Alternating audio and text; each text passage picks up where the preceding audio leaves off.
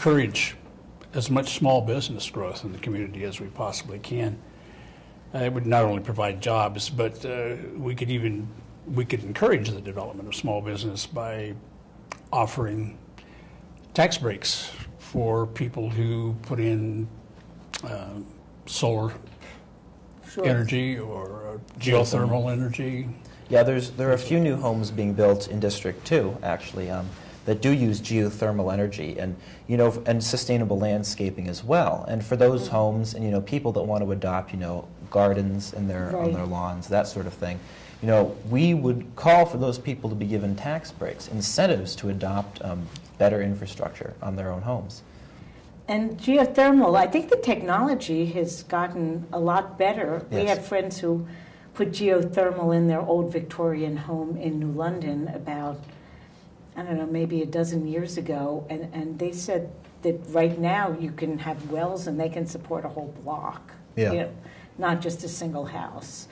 So it's a great way to go. And I'm thinking, a lot of the houses in Waterford were built in the 60s and 70s, and the heating systems are starting to get a little old. Yes.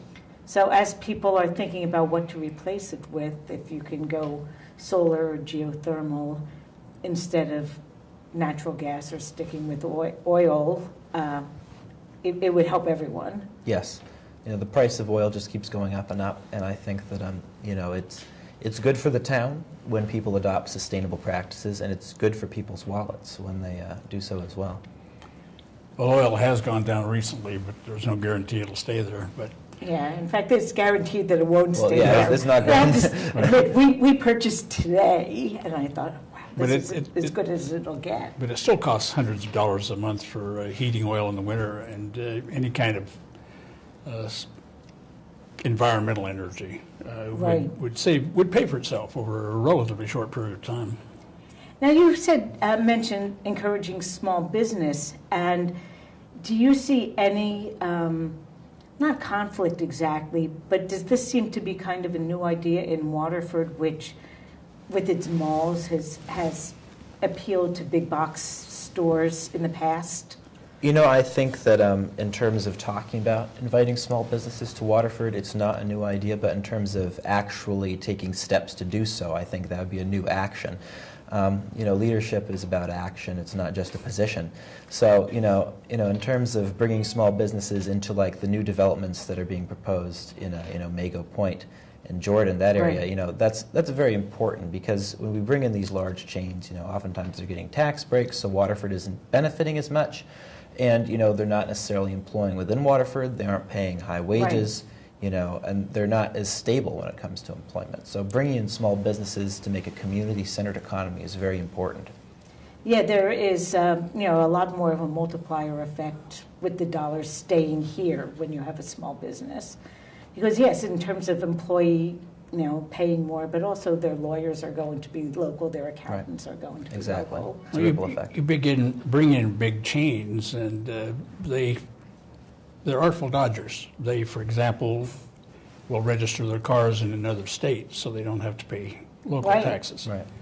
And small businesses are much less likely to do that kind of thing. And it's easier to make sure they're accountable. Yes. And you mentioned like Jordan Village and Mago Point, which are really places that wouldn't be very appropriate for a big box store anyway. They're villages. Right. Yes. Yeah, I mean, there's been a lot of discussion about creating, kind of a center for Waterford, an area that can draw in tourists and, can attract businesses. And, what's going to draw in tourists and what's going to fit with kind of the scenic atmosphere of that part of Connecticut is small businesses. It's little shops. And that's the sort of thing we really have to make sure that we're focusing on, because I support, development in those areas. Waterford needs it. We need to bring in a larger tax base, but we need to make sure we're doing so in a sustainable and economically friendly way. Yeah. And you're right about the tourists. And I tell people, no one comes to New London to see Coleman Street. Yeah.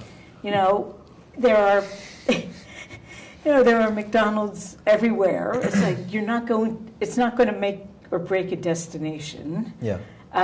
So those scenic pockets in Waterford really would not benefit at all from having just a chain store in them. No. No.